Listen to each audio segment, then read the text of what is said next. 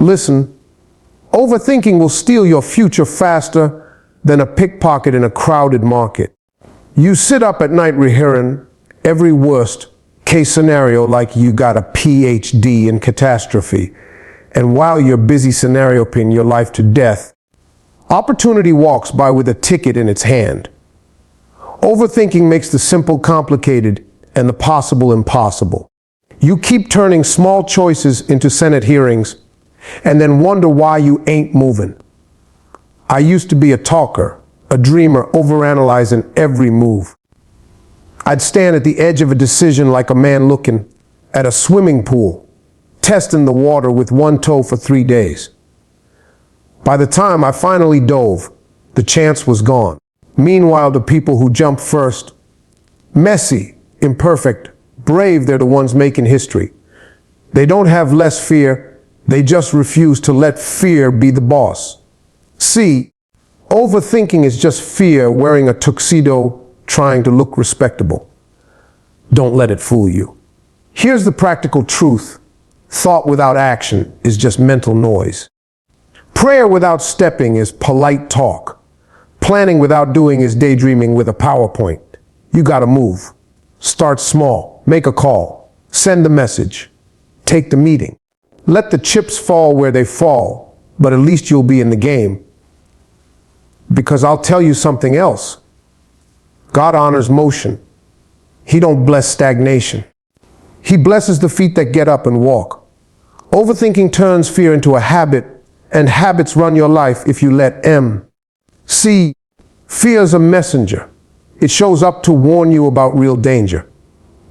But when you overthink, you give fear a big comfy chair and a remote control. You let it pick the channel on repeat worst case scenarios, imaginary rejections, 1,000 ways things can go wrong. After a while, that worry ain't a visitor anymore. It's the roommate who never pays rent and always eats your food. That's how fear becomes routine. And when fear is routine, courage has to make an appointment just to get a minute with you. Listen, I've watched people rehearse failure so much they start memorizing the lines. They practice all the reasons they can't until believing they can is the thing that sounds foreign. Meanwhile, life keeps handing out tickets to the show, and they stay backstage auditioning for a role that's already theirs. Overthinking dresses up like care and responsibility, but mostly it's procrastination with good lighting. It looks sensible, let me weigh the options. But after the weighing, there's no lifting. The scale tips toward excuses and the opportunity walks away. The thing about habits is they're small choices repeated. You don't become an overthinker overnight. You train yourself. You choose the safe loop once, then again, and then again, until your brain files do nothing under preferred response. Habits compound. 4 weeks of hesitation builds a year of regret. 4 months of what if creates a life where you wonder what would have happened if you just walked through the door. That's expensive living. It costs time, it costs momentum, and it costs the person you could have become if you just moved. Break the habit by making motion noisy. Force action when your mind wants to stall. Give yourself deadlines that sting. Tell somebody you'll do it, and then do it. Accountability is medicine for overthinking. Small steps beat perfect plans every time. Make the call, send the email, show up to the meeting. Let the doing teach you. Doing will correct your thinking faster than thinking will correct your doing. Motion creates feedback, and feedback dissolves the fantasy of catastrophe you've been spinning in your head. And when you fail, because you will, don't make failure the headline. Make it the footnote. Overthinkers treat mistakes like tragedies. Wise people treat them like lessons. Every misstep hands you information you didn't have when you were frozen. Use it. Adjust. Try again. The people who move despite fear learn the rhythm of life. Step, learn, step, learn. That rhythm builds courage muscles you can't get from philosophy or pep talks. So stop letting fear live rent free in your skull. Stop rehearsing disaster until your future gets bored and leaves. Train your mind to work for you, not against you. Make decisions, take action, and let the results teach you what worrying never will. When you do, overthinking loses its grip and your future comes back home. Action beats endless planning every single time. And if you don't believe that, look at the graveyard of great ideas that never got off the ground because folks kept polishing the plan instead of doing the work. Planning is important, sure. You need a map. But a map ain't the trip. You can stare at the directions till your eyes water, and the highway won't drive itself. People get trapped in planning because it feels safe. It gives you the illusion of progress without the risk of failure. But here's the truth. No amount of PowerPoints, checklists, or strategy sessions replaces the electricity of motion. You want to know the difference between dreamers and doers. Doers make the call, send the email, show up sweaty, try, fail, learn, and try again. Dreamers keep rehearsing apologies for not starting yet. See, action creates feedback. When you act, the world talks back. You get corrections, opportunities, enemies, allies, real signals that tell you what's working and what ain't. Planning only gives you theory. Action gives you receipts. You can debate what might happen until your tongue gets tired, or you can take one step and get the data. The data is brutal but honest. It cuts through the what-if fog and gives you something to work with. You want clarity? Move. Motion is a truth serum for vague dreams. And don't confuse moving with reckless. There's a difference between thoughtless doing and intentional action. Intentional action is planning with a deadline and then executing. It's the kind of move where you say, on Monday I'll call 3 people, and Monday comes and you call. That's faith in small things. Faith without footwork is superstition. The Bible don't bless idle wishes, it blesses obedient steps. God honors the feet that move toward the assignment, even if they wobble at first. Here's what happens when you act. Momentum shows up. Momentum is like compound interest. Small, consistent moves build into something huge. A phone call turns into a meeting turns into a contract turns into a business. But you got to start the first move. Too many people wait for everything to be perfect before they start, and by the time they feel ready, the market changed, the window closed, and they got left standing looking for reasons to feel safe. Don't let that be you. And when you mess up, because you will, don't make that the headline. Mistakes are tuition. They're expensive classes you didn't plan for but needed anyway. Learn the lesson, change the method, and keep walking. Over planners fear failure so much they never accumulate the lessons that make success inevitable. The successful don't avoid failure, they collect it like building blocks.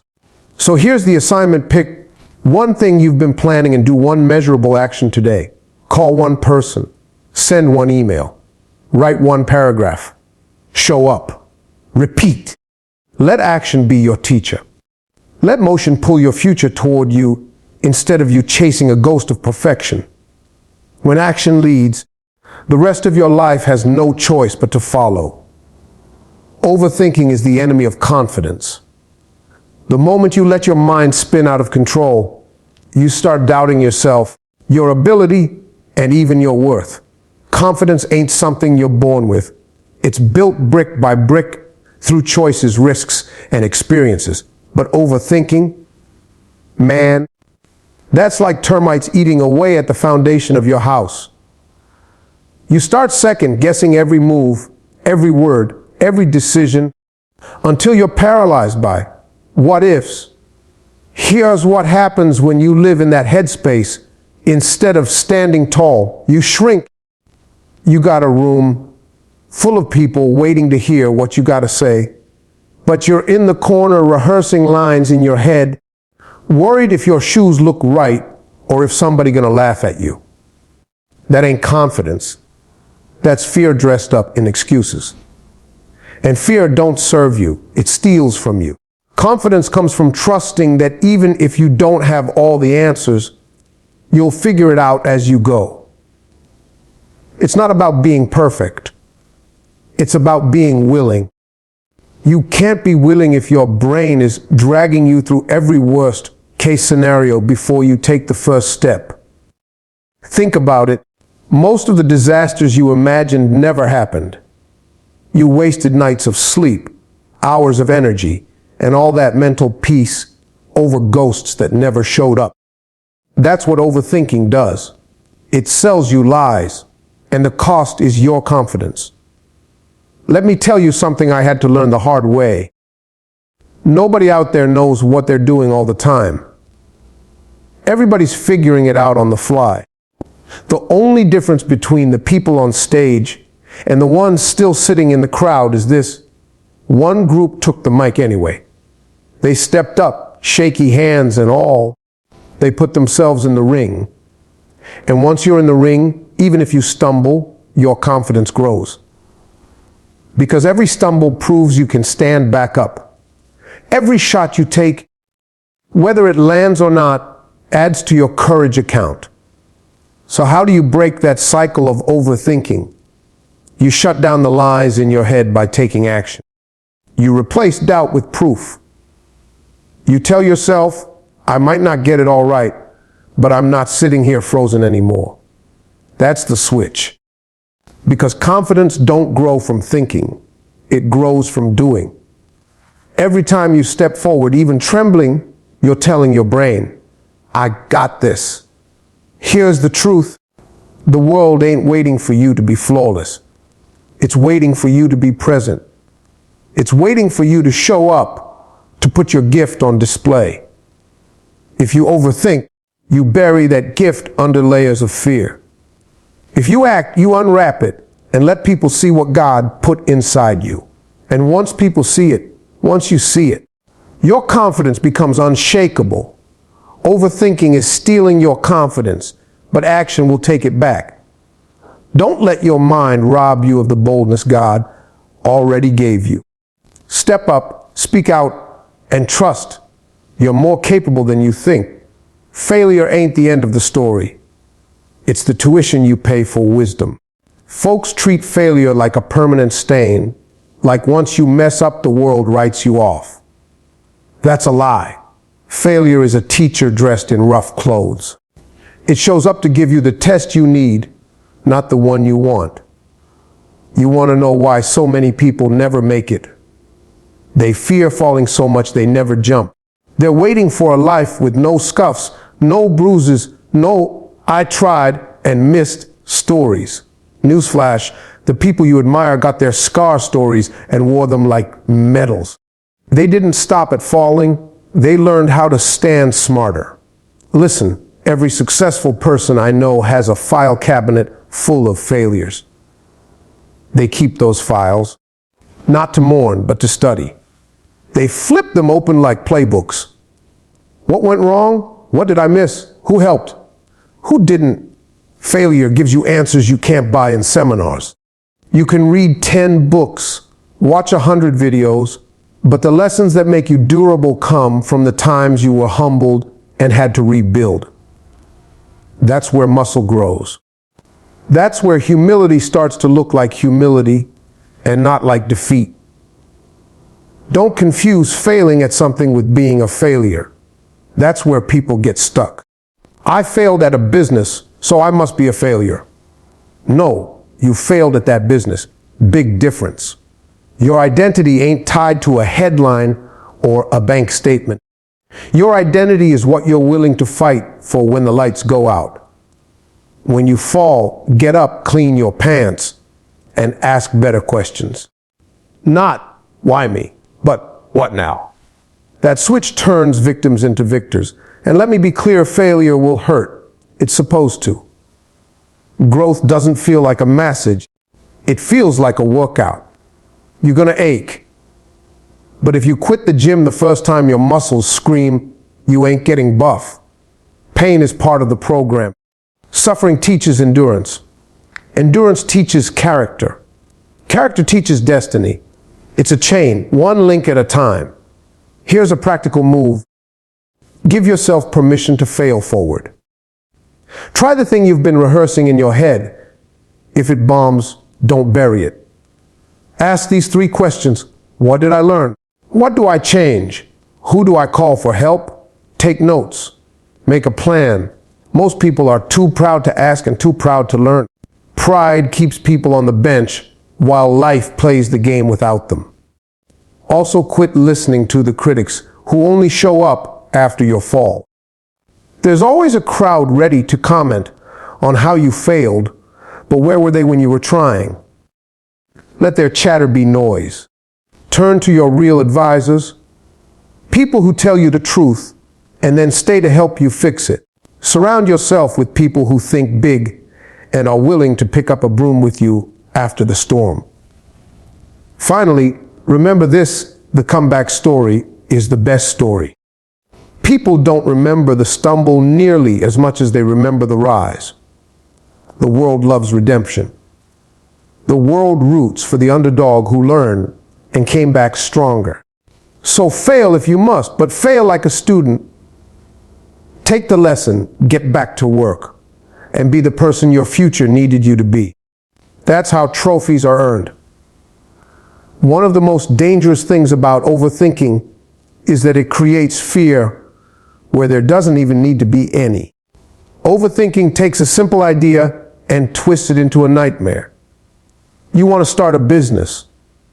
Instead of focusing on that first step, you start worrying about 10 years from now, about taxes, about lawsuits that haven't even happened, about customers you don't even have yet. Before you know it, you've killed your own dream with thoughts that were never even real. That's what overthinking does. It creates a movie in your head where you always lose, and then you get too scared to step on the stage. You got to understand something: fear is natural, but fear multiplied by overthinking becomes paralysis. It's like driving a car with your foot on the brake and the gas at the same time. You're revving up, burning energy, but you ain't going nowhere. Overthinking will drain your energy, your confidence, and your faith. It convinces you that you need everything figured out before you move. But the truth is, life don't work like that. You'll never have every answer. You'll never be 100% ready. The secret is, you move anyway. Every blessing I've ever walked into came with fear attached to it. The first time I stepped on stage, man, I was scared. The first time I did TV, I was nervous. If I had sat in the corner, overthinking all the things that could go wrong, I'd still be sitting there, broke, dreaming, but never doing. At some point, you got to quiet the voices in your head and listen to the one in your heart. That's the voice that says, "This is for you. Go get it." Here's what I learned. Fear ain't the enemy. Fear is a sign you're stepping into new territory. Fear means you're growing. If you never feel scared, you're probably still standing in the same place you've always been. Overthinking makes fear bigger than it really is. Faith makes fear smaller than it really looks. So the next time fear shows up because your mind is running laps, stop and say to yourself, "This fear is proof I'm about to do something that matters." Then move anyway. Don't let fear created by overthinking steal your chance. Courage is not the absence of fear. It's the decision to move even with fear standing in front of you. If you let overthinking dictate your life, you'll end up watching opportunities pass you by, watching somebody else take the blessing that was meant for you. Stop letting fear created in your mind rob you of the future God's been trying to hand you. Step out scared, step out shaking, but step out, because movement beats fear every single time. Look, overthinking is a thief. It creeps in quiet, talks big, and steals your tomorrow while you're rehearsing your excuses. You got to stop letting your mind be a courtroom where every decision gets tried to death. Decide, move, learn, adjust. Faith and action beat fear and analysis every time. When you mess up, learn the lesson and get back in the game. Protect your peace, protect your time, and don't let imagined problems rob you of real possibilities. The future don't wait on you to be perfect. It waits for you to show up. So get up, make the call, take the step, and let your life prove what your mind